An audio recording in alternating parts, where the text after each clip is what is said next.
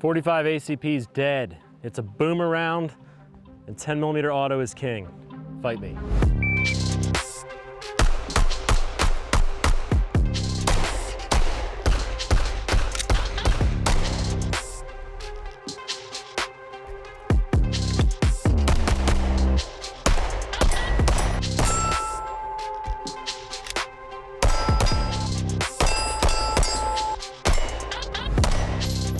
Before we dive deep into my take on 45 ACP versus 10mm, I'd like to take a few seconds of your time to remind you that there's a simple truth. None of this matters. Yep, I said it. End the video, cut, that's a wrap. What I mean is none of the semantics matter if you aren't trained. The good news is our company manufactures robust portable target systems, target plates, cardboard targets, dry fire targets, and so much more.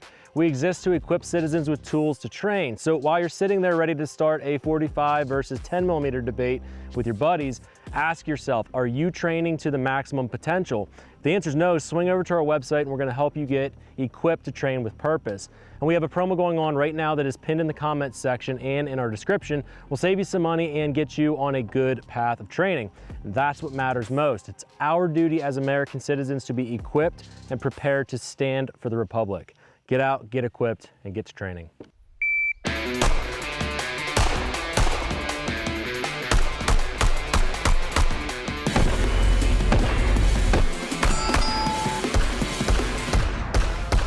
Ooh, 45 versus 10mm. This one's gonna roll some serious heads. Usually I get a lot of pushback when I'm making fun of 45 ACP because frankly, a lot of you out there are still carrying that old crusty 1911. It's okay, you 1911 kings are welcome here. Just don't call the mags clips and we'll be good. So why even make this video, you might ask? Frankly, I just initially got 2 full-size 10mm pistols and I thought I'd dive a bit into why I would personally choose a 10mm in every situation except one when I'm looking at bigger bore pistols. I'll get into the one situation where I would see them being a benefit later, say a 45 ACP, so make sure you stick around, and I'm gonna explain that one particular situation where 45 might make sense. For many years, people thought that pistol calibers mattered, and frankly, I think I would agree to that many years ago. Before the invention of modern jacketed and expanding bullets, you had to rely more on the size of the pistol bullet versus the speed or expansion. Lead slugs basically don't expand. They will flatten and deform, but prior to modern bullet construction, this would be unreliable and inconsistent. So you relied on pushing the fattest, flattest bullet possible out of your sidearm. The times have changed, and today we have modern bullets that are designed to penetrate barriers, defeat clothing, and still expand consistently and penetrate deeply. Handgun calibers have been extensively studied, and with modern bullets, powders, and pistols, calibers are virtually indistinguishable amongst themselves. Does that mean that one does not have an edge over the other? Not necessarily. It simply means that modern bullets have somewhat leveled the playing field. I believe this is why 9mm has become so popular. The modern bullets and velocities of the projectiles make a quality 9mm round just as capable of defending your life as a 40 Smith & Wesson or a 45 ACP. So why am I talking about 45 versus 10? It's a specific application, and let me explain. There's ample situations where you may choose to carry a more potent and faster flying lead-nosed game round, something that's going to be much faster than typical ammo, non-expanding, and it's going to punch deeper to be able to take care of bigger game. I feel there's a clear edge to having the biggest bullet possible going as fast as possible to penetrate as deep as possible, and yeah, you guessed it. That's what she said. Anyway, in these situations, I've never felt comfortable relying on 9mm alone. I've had a 45 ACP for quite some time, and frankly, I just believe that 45 ACP is just a lethargic, fat, and slow round. I've always been unimpressed with it, so I decided to go 10mm in a full-size pistol platform. I did this because I think 10mm is superior to 45 ACP in almost all scenarios. Let's just talk ballistics for a second. Almost all 45 ACP ammunition is going to be subsonic. It's very slow, fat, and obese like your mom. Oh, brother, this guy stinks! Most defensive ammunition lands in the 890 to 950 feet per second range, and it's usually a 200 to 230 grain projectile. The result is typically around 400 foot-pounds of energy. The hottest rounds I've seen from companies were from companies like Buffalo Bore, and they landed closer to 1,300 feet per second with very, very light projectiles, and those would result in about 700 foot-pounds of energy with those lighter bullets. Much of why I feel that 10mm is superior, it just comes down to mathematics. You simply are pushing big, fast bullets much faster than a 45. And the faster, bigger, heavier bullets are better for defense against larger game. This is the realm where 9mm really falls apart, and modern bullets really don't offer you the penetration and energy necessary to stop game quickly. To me, this is the only time I really analyze pistol caliber performance.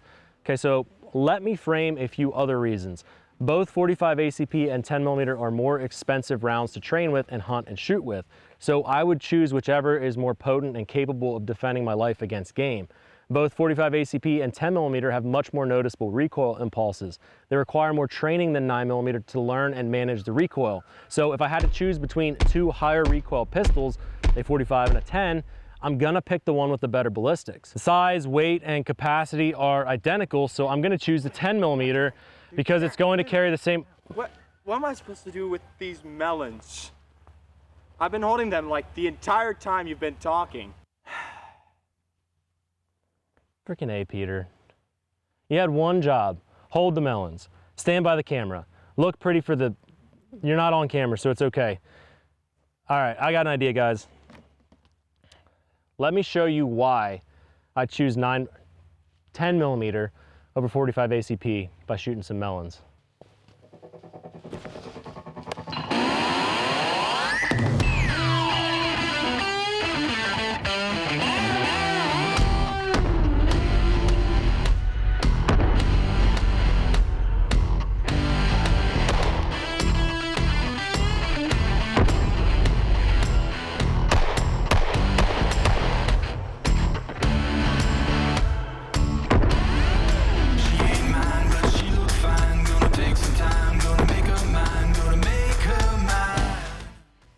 That is moist. Glock 21 SF, 45 ACP. This is like 230 grain jacketed hollow point, Remington.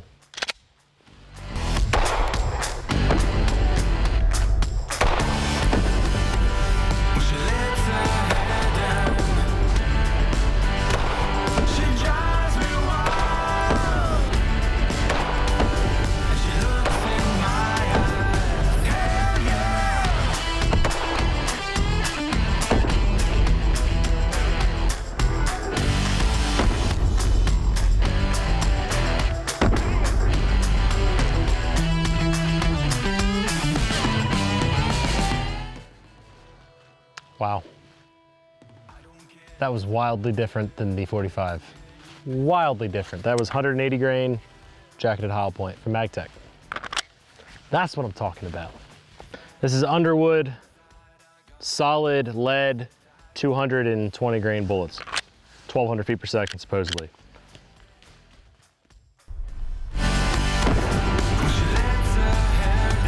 I kind of should have expected it to not blow up the pumpkin since they're solid. They're meant to punch through.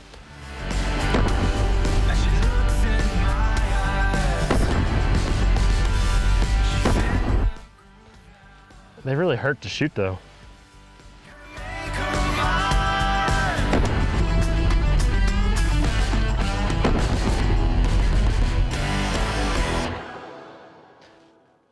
That's not as exciting as I expected. Let's do more jacketed hollow point.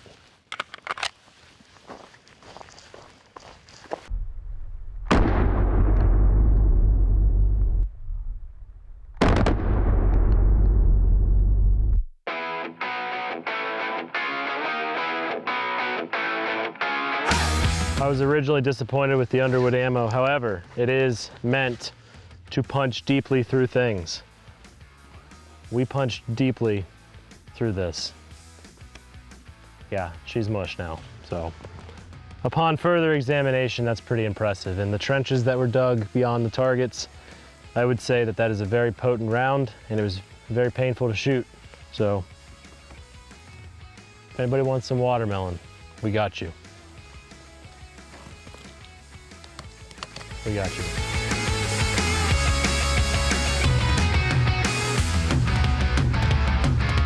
Okay, so let's wrap this up. 10 millimeter versus 45 ACP.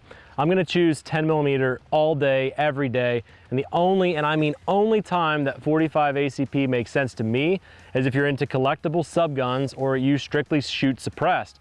And at that point, I'd be making a video on why 9 millimeter is superior to 45 ACP. Did I just come up with my next video idea? How about you guys let me know in the comments section if I should do that video. Don't forget to shop our site, get into some awesome steel target systems, then get to training. And if you hated what I said, vent it out in the comments. Otherwise, I'll see you boomers next time. So I just want to thank the Dunkin' Donuts and I was there the other day, decided to stop by for a sausage, egg, and cheese bagel. And I went into the restroom, and it was a pretty gross restroom, it was pretty nasty. When I sat down on the toilet, doing, you know, stuff, I looked up at the toilet paper holder and here was this Glock 21 SF, so thank you. Any deputy that's missing this Glock, don't worry, it's in good hands. I'm not gonna tell the chief.